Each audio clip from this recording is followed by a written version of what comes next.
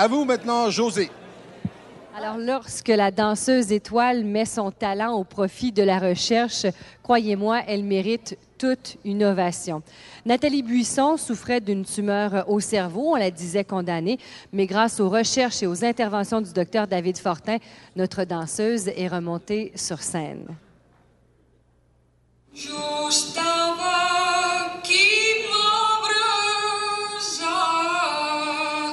À 38 ans, l'ex-soliste des grands ballets canadiens respire le bonheur.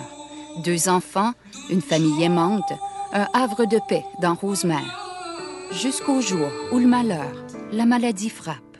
Il y a une nuit que je me suis mise à convulser. Au fait, je m'en suis pas rendu compte. Je me suis réveillée, à l'hôpital.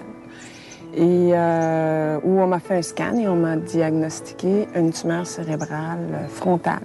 Droit, je crois, de 5 cm. Et quand la tumeur de Nathalie a été diagnostiquée, j'étais complètement dévastée.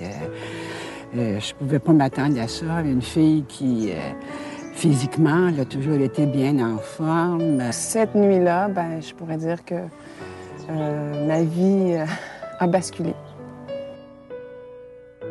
Au désespoir et à la peur, succède la détermination d'une femme, d'une mère, d'une épouse. Et là, j'ai dit, waouh, c'est sérieux ce qui m'arrive, là? C'est pas vrai que ça m'arrive. Puis, et c'est là que j'ai dit, non, c'est pas comme ça que ça va finir. J'ai 2 beaux enfants, j'ai ma petite de 4 mois, mon garçon de 3 ans, puis je vais être là quand ma petite va marcher, quand ma petite va parler, et je vais être là quand mon garçon va commencer l'école. Tout de suite, il faut se dire, elle est là, il faut l'aider le plus possible à passer à travers cette mauvaise période parce que je voulais pas croire au pire, là. Déterminée à prendre le pas sur son cancer, Nathalie entreprend des recherches. Pas question que la maladie prenne le contrôle et l'entraîne dans la mort.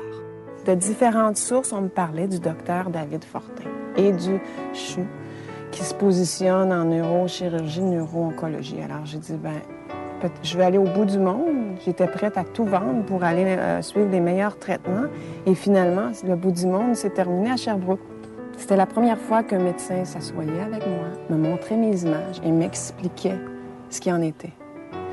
Il m'a parlé des bénéfices versus les risques. Alors qu'on me parlait juste de risques. J'étais prête à ça.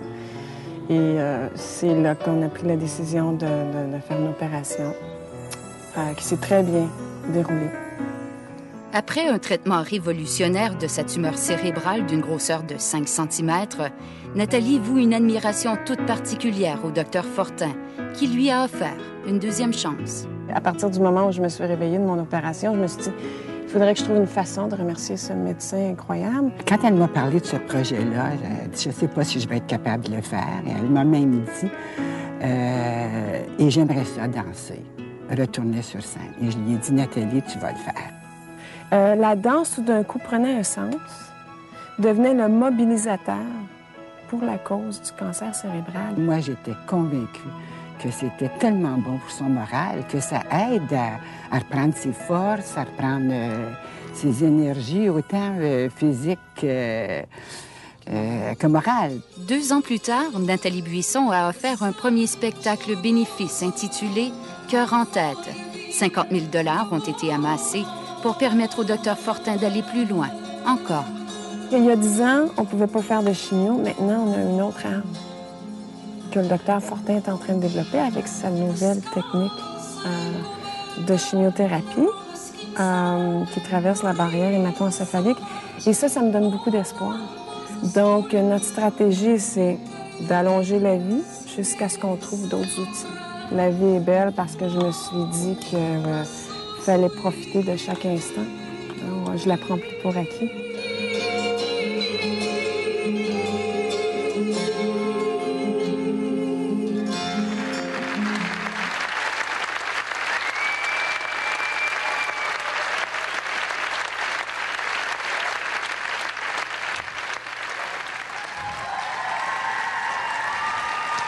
Je vous l'avais dit qu'elle méritait une ovation. Mais j'ai fait une grave erreur, vous savez. Je vous ai dit qu'elle souffrait.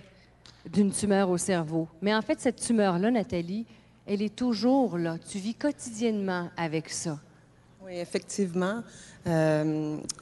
C'est incurable, le cancer cérébral.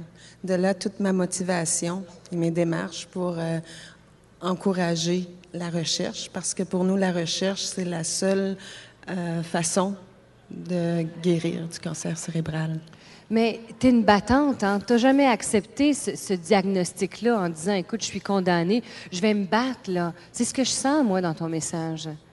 Oui, je vais me battre, mais parce que j'ai des belles raisons pour me battre, pour continuer. J'ai des beaux enfants, j'ai un amoureux qui est extraordinaire, la vie est belle, puis il faut en profiter au maximum. Et là, Nathalie, tu sors de toute une série de traitements, de chimiothérapie, et à la voir avec la magnifique chevelure qu'on a, Docteur Fortin, ça, on s'explique mal ça, là. Et la pagette sonne. Voyez comment ils sont occupés, hein? Ça n'arrête jamais, ces gens-là. Désolé.